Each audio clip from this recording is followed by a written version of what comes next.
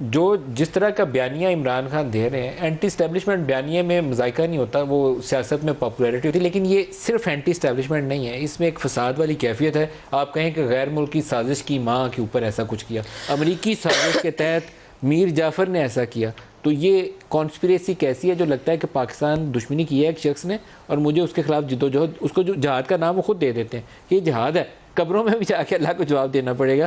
तो ये बड़ा लिथल कॉम्बिनेशन है और इसका मुझे सम टाइम खौफ महसूस होता है कि कोई ऐसा हादसा ना हो जाए जो हम नहीं मुतहम्मिल हो सकते।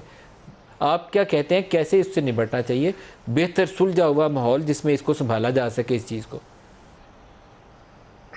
देखिए, पहली बात तो ये है कि अगर उसके बहुत करीबी साथी लाइक चीफ ऑफ स्टाफ वो अगर फ़ौज पाकिस्तान को बगावत के ऊपर उकसाते हैं तो मेरे ख्याल में किसी को जो है ना उनकी पार्टी को किसी को उनको डिफेंड नहीं करना चाहिए और ना ही इस तरह की कोई कोशिश उनको करनी चाहिए।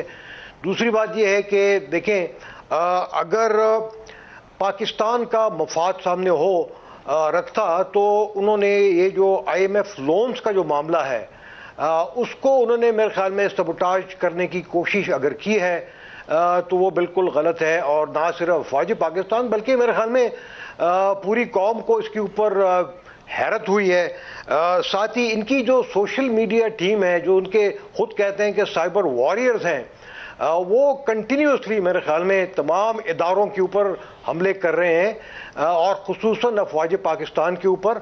उसका मेरे ख्याल में एक कलेक्टिव रिस्पांस होना चाहिए, उसका एक डिफेंस होना चाहिए।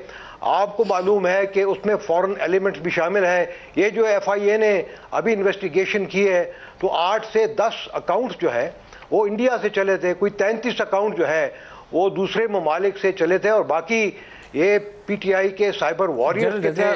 तो ये तो मेरे ख्याल में सोशल मीडिया के एक्टिविस्ट हैं ना, उनको हाथ डालना आपके लिए आसान है। मैं कभी हामी नहीं हूं कि आप उनके ऊपर हाथ डालें, मेरा सवाल उससे बड़ा है। आपने अभी एक बात कही, आज डॉक्टर आरिफ अलवी ने इस अपने आप को इससे डिस्टेंस कर लिया, उन्होंने इमरान के बयान को डिफेंड नहीं किया, लेकिन वो सदर पाकिस्तान है, उन्होंने एक दरमियाना रवैया अख्तियार कर लिया।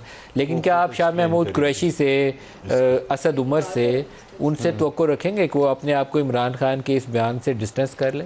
उनसे आपको इंटरेक्ट करना पड़ेगा, बात करनी पड़ेगी। बिल्कुल बिल्कुल, मैं तो ये कहूँगा कि बिल्कुल रखता हूँ कि जो भी सीरियस मुहब्बे वतन उनके पॉलिटिकल लीडर्स हैं, जो साथी हैं, उनको तो ओपनली मेरे ख्याल में अपने आप को डिसोशिएट करना चाहिए।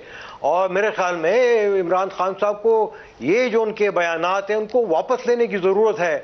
अगर ये वापस उनको नहीं लेते तो देखिए मेरे ख्याल में इनको खुद एक पॉलिटिकल प्राइस इवेंचुअली पे करनी पड़ेगी और ना सिर्फ उनको बल्कि पाकिस्तान को और पाकिस्तान के इदारों को, जो कि किसी के इंटरेस्ट में नहीं है। और इस वक्त कि इस तरह के जो बयानात है पाकिस्तान के दुश्मन जो है, और वो प्राइस क्या हो सकती है? वो तो बहुत खुशियां मना रहे हैं। पाकिस्तान के इदारों को एक प्राइस पे करनी पड़ेगी, आपके ख्याल में वो क्या कीमत है? नहीं, पाकिस्तान के इदारों को नहीं, मैं ये कह रहा हूं कि खुद PTI को, और इसमें पाकिस्तान की बदनामी हो रही है ना, तो एक पॉलिटिकल कॉस्ट एक तो उनको बेयर करनी पड़ेगी और साथ साथ मैं ये कह रहा हूं कि जो हमारे इदारे हैं उन सब की बदनामी हो रही है।